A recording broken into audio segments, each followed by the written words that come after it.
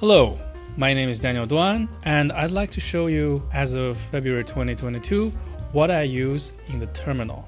So I recently converted all my terminal setup into Home Manager. Home Manager is a piece of software that manages the installation and configuration of software that uses a text configuration file. As you may know, almost all the software in the command line uses configuration files like that.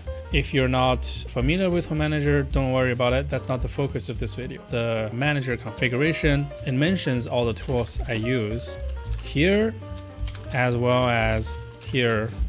So the first thing is BAT. You probably have seen the CAT tool where it reads content of a text file and display it as a terminal output. So BAT is a similar but modern version of that, where it gives you syntax highlighting, like basic navigations, as you may expect from things like less. Second tool is FD. What is FD? FD stands for find. It's the modern version of find. You can give it a regular expression, and we'll go ahead and find all the files matching the regular expression for you. It's very fast. It has some modern stuff like ignoring things that you ask Git to ignore. Pretty nice. FZF. What's FZF? It's a fuzzy searching tool thingamajig. If I invoke FZF with my hotkey here, I can start navigating its output to find the tools I want, or I can start typing or try to find partial matches within the content of this directory. And when I hit enter, it will put that file path in the command line so that I can open it with Vim, or I can show it to myself with BAT. I can also invoke it after I type in the command I want to use. I can use FZF also inside Vim, and it works similarly where I can, this time I'm just gonna manually pick one, boom, Vim just opens it for me. Alright, so next one I want to show you is TIG. TIG is Git backwards. So if I type in TIG, I'll get a graphical representation of the history of this repository.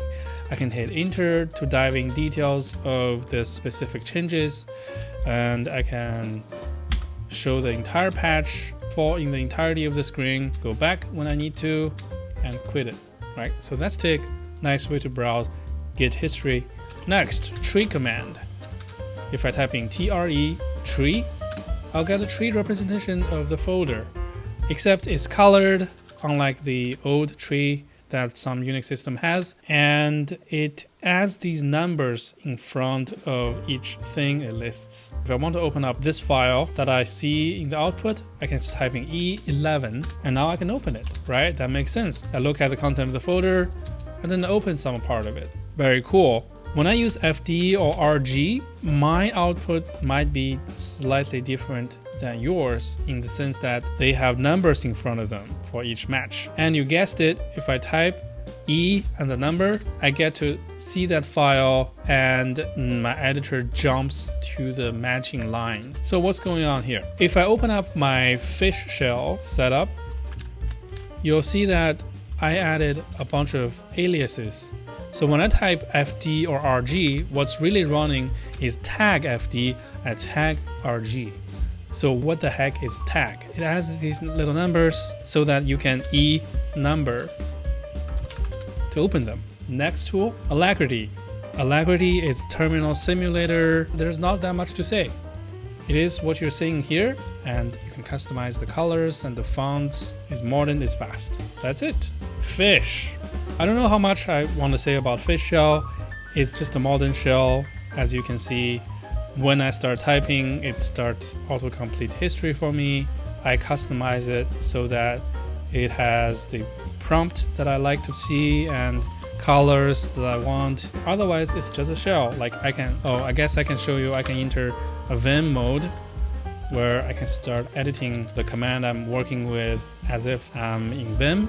So I can delete this and jump a word forward and start editing. And when I'm satisfied, hit enter. So that is fish. Git is a version control system. It's what you expect for modern version control. Neovim. When I type Vim, it's actually running neovim. It's just a modern version of Vim.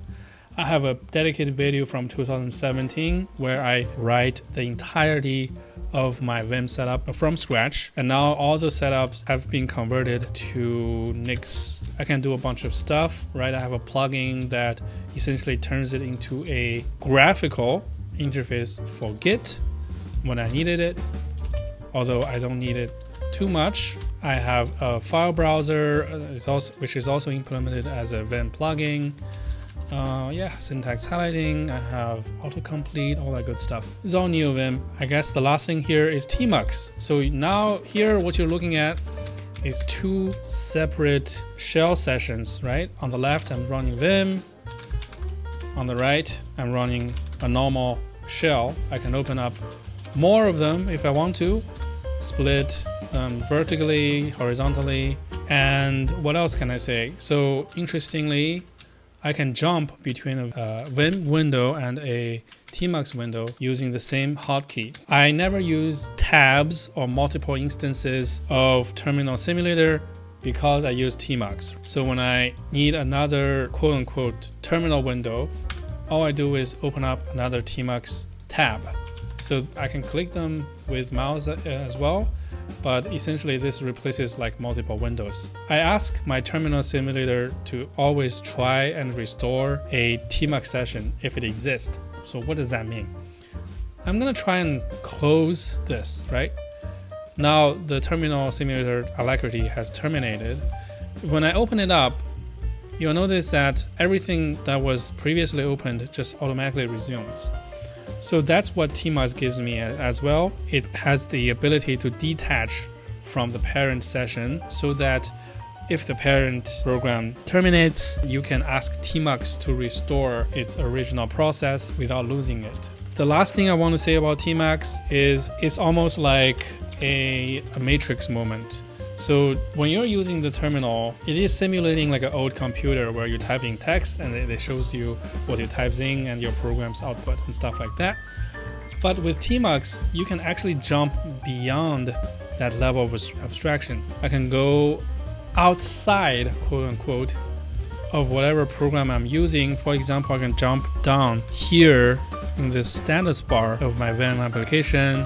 I can select it, I can copy it, and then I can paste it over here, or even resume in my Vim session and paste it. So what happened there?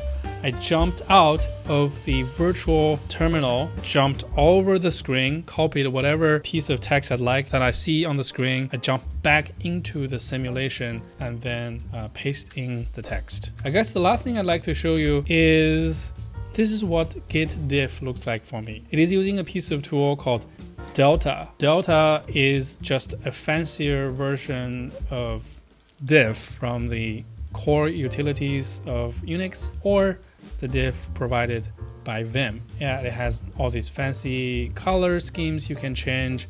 It lists the line numbers on the left, and that's about it. That is my terminal setup. Yeah, and thanks for watching. See you next time.